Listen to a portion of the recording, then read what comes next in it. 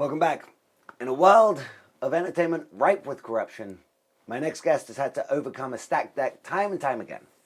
And he's sure he is going to be the next undisputed Great British heavyweight champion. TK Cooper, thank you for your time. Thanks for having me. Now, given the context that we've just touched on, how do you feel about your place in Revolution Pro Wrestling? And do you even want to be at the top of such a crooked organization? Well, I mean, you understand better than anyone, right? Like, Rev Pro is arguably the biggest independent company in the country, if not in independent wrestling as a whole.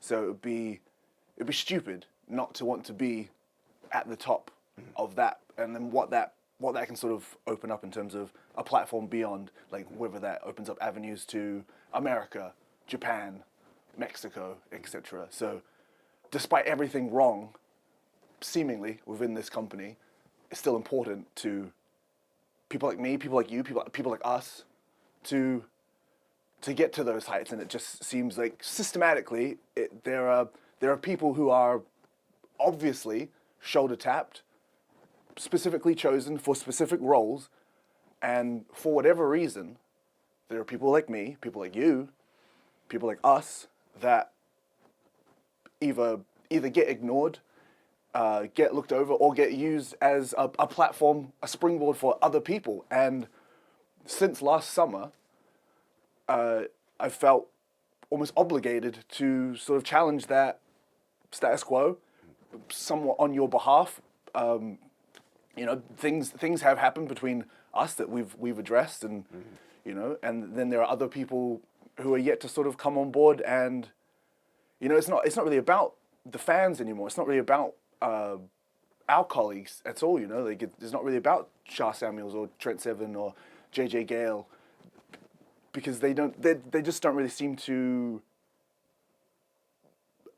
have any sort of like contemporary understanding of like what our places can be and Revolution Pro, because everyone's gotten so comfortable with just being a part of the system. Right. So you talk about just being a part of the system and having preferential treatment for certain players at Rev Pro.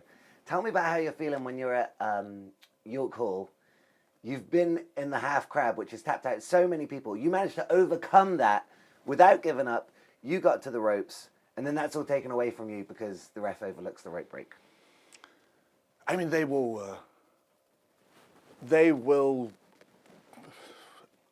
argue that it's a gray area. It's a contentious subject, I feel, is the rhetoric they try to get across on commentary or in their precious wrap up, right? That you have to. I think the example was play to the whistle. At the referee's discretion is where the rules are. But then what's the point of rules if we're not going to, follow them? Seems pretty logical from A to B, right? So it's still a painful memory. I feel like I was really on the cusp of something great that day, and sort of taken away from me by something that was completely out of my hands. Absolutely. And in terms of recognizing that preferential treatment, like rules should be applied equally to everybody. Did you feel like the fans chanting, and I'll quote, bullshit at Michael Oku that day, was that validating for your experience of the match and in the company as a whole? Or are you seeing beyond that now? It doesn't really factor in. I feel like in the moment, it felt like we really achieved something. Even in defeat, I was able to, for a moment, pull the mask back on the people's sort of beloved Michael Oku, and the true man made himself known. I think he said, and he continues to say, almost patronizingly, I appreciate the passion. Because no one in the time that Michael Oku has been a part of Revolution Pro has ever managed to sway the favor of the fans. And I think they understand, regardless of how I feel about them, how I feel about Michael Oku, they know there was injustice in that match, and it was unfair. It was genuinely, objectively unfair. And like I feel like, again, whatever the relationship we have with the fans, they at least can acknowledge that I was done dirty. There's not really anything to say about that. Like, and the fact that matchmakers didn't capitalize on that beyond the fact that in so many other instances, other people have had rematches to sort of solidify and, but to find like concrete finality, I guess, between two athletes. Because if there is any question mark on a championship match, there should just by design immediately be a rematch. But I wasn't afforded that opportunity. So actually, from a justice point of view, from a financial point of view, what ticket sales would be for the rematch, do you think there's anything to say that RevPro are actually holding back on their own incentives to stop you having a rematch? Well, I made a pretty clear point after the match that, and again, but people are aware of the sort of sloppy is the wrong word, but like, the lack of commitment to promoting a show ahead of time, up until the week of the Revolution Rumble in 2025, it was literally only my match graphic of the championship match with me and Michael that was being used to promote the show. So you could argue that of the 1,000+ tickets that were sold, predominantly, that was because of me. So to not want to ride that money train for like not even for my benefit, because like we don't get any extra money if there's more tickets sold, right? So wouldn't you want to cash in on such a high stakes match and run it back, because there's money to be made in a rematch, and it feels like Revolution Pro are making, specifically me, jump through additional hoops that your Michael Okus, your Will Ospreys, your Zack Sabre Jr.'s never had to. So this is jumping back a little bit now, but talking about the fans seeing the mask slip on Michael Oku, would you say that historically the fans have loved Michael Oku because of his relationship to Revolution Pro Wrestling, or Revolution Pro Wrestling has platformed Michael Oku because of his popularity with the fans, or is it a bit of a circular? I imagine there's some sort of back and forth there. Like I wouldn't question anything that Michael has achieved. Like he's absolutely earned every single accolade he has garnered. Like multiple championships, Revolution Rumble winner, etc., etc. But it has always been Revolution Pro putting him in the position to succeed that he has, and he has excelled at. I'm not going to question that one bit. But it is just the constant fact that it's always him being put in those positions to be a star, that the rest of us are here to just sort of nibble at the crumbs of what's left. Absolutely. And you talk about nibbling at the crumbs. I was obviously there seeing the aftermath of that match and your frustrations boil over, taking it out on Trent at the Rumble in York Hall. We've obviously talked about it, but for the people at home, talk to me about how you're feeling with me coming back for the first time. Well, I can appreciate, it was, or hopefully you can appreciate it. I was in quite a vulnerable state that evening. So it was quite an emotional response there with Trent. Did he deserve it? Yes and no. There can arguments both ways, and then sort of the confrontation we had serendipitously. Like it's again, it's still like a hurtful memory that we almost came to blows. But I think, again, unlike Michael Oku, unlike Destination Everywhere, there is just there's a bond here, there's a kinship, there's a friendship, there's a brotherhood here that there's a line we will just never cross. 100%. Wolverhampton was the best decision I ever made. Moving on. York Hall was a controversial ending for you. Didn't go your way. More recently, at Porchester Hall against JJ, tell me how you're feeling when you have that match. You probably thought won. I thought won. He kicked out. Fair enough, he kicked out of your move. But the kick out was also a low blow. Once again, the ref's not on your side. Neutrality is apparently not on your side. Tell me what you're thinking at that point. Like, I can't be it can't be cursed, right? It's not. We're talking in fables and hypotheticals here. The conspiracy. I just refuse to acknowledge it as any sort of conspiracy, because that implies anything I have to say might be untrue. So the choices that have been made by Revolution Pro referees, questionable.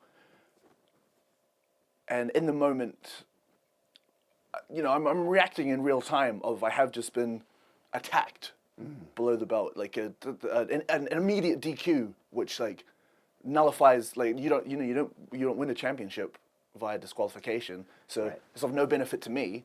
But equally, how am I supposed to recover from something like that so immediately when, up until seconds ago, I had the complete upper hand? So it begs the question: should I not immediately be given a rematch based on the facts, based on the things we're dealing with?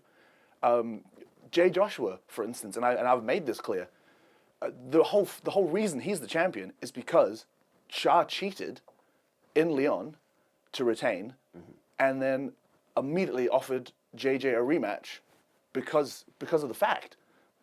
And these are just opportunities people like me, people like you, people like us are just not getting. Do you think there is an element that JJ was given the rematch to sell the Cardiff show, and you've travelled halfway around the world, you've made a home in London, but you don't technically have any home field advantage that Revolution Pro Wrestling can sell tickets based on? I mean, absolutely. Isn't that so unfair that there is no space in Revolution Pro that would afford me any sort of leverage in terms of home field advantage, as you say? Like, could you even imagine matchmakers taking Rev Pro to New Zealand? Like, what the chances of that? What the odds of that would be? Like, there's just so many variables that are out of my hands, and again, it's not fair. It does feel often like it's a targeted, specifically attack on me and people like me. So speaking of the challenges ahead to get that rematch that we obviously both think that you're owed, Revolution Road is a knockout tournament with the winner receiving the title shot. How does it feel to you to think that we had to literally put our careers on the line against the vets to get title shots against them, and then the golden boy Michael Oku is able to simply declare that he's in the tournament? It's wrong. It's wrong, isn't it?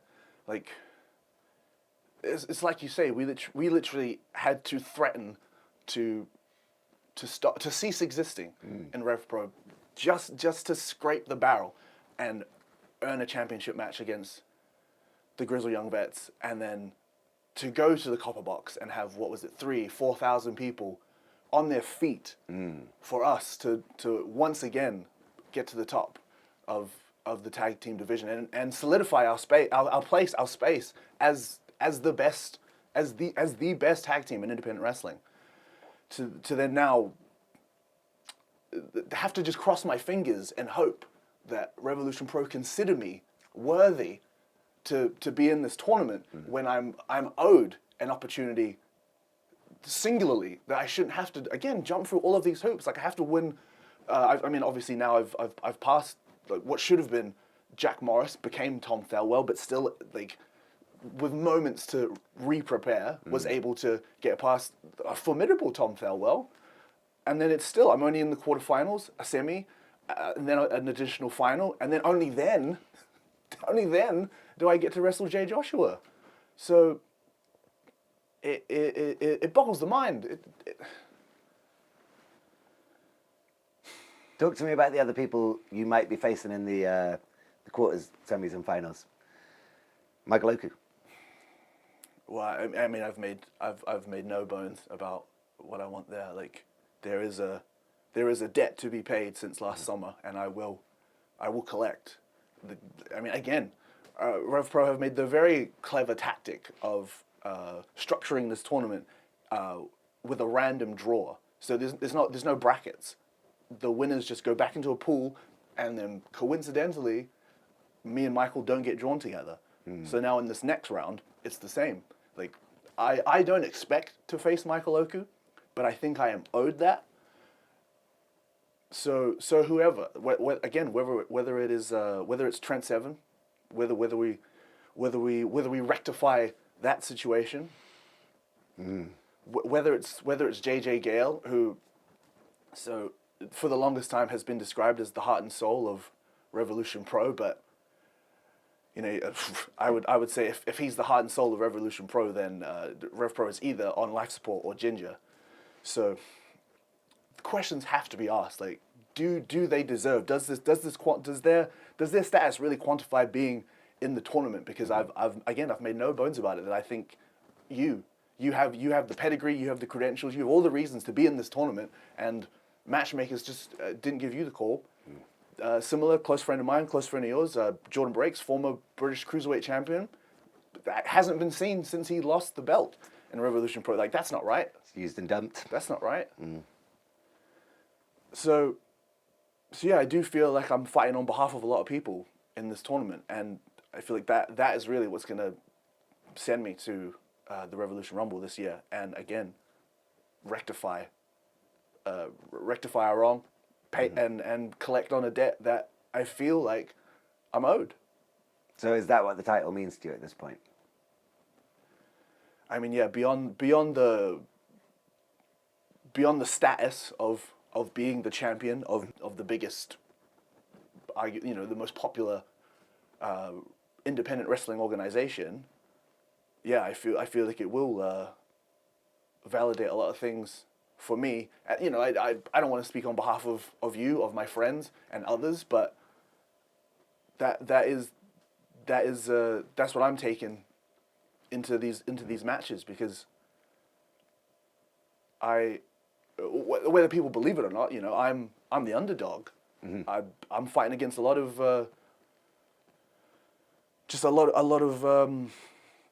outside pressures, and it's hard because people don't want to see it like that. The narrative that RevPro are pushing is not in line with how I feel I'm coming across, and hopefully the more people start to listen, the less they'll be so indoctrinated by the narrative that Revolution Pro wants to peddle, because there are so many of us that deserve a spotlight, and if I can be the catalyst for that, then